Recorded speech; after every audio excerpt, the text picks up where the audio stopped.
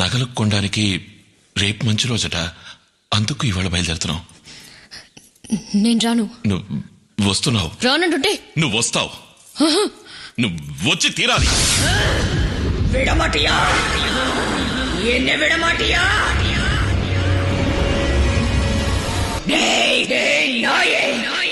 என்ன தைரியம் இருந்தா ஏன் முன்னாடி நின்னு என்னைய கூப்பிடுற?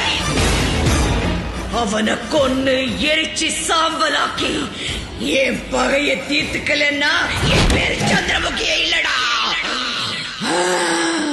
கங்கா!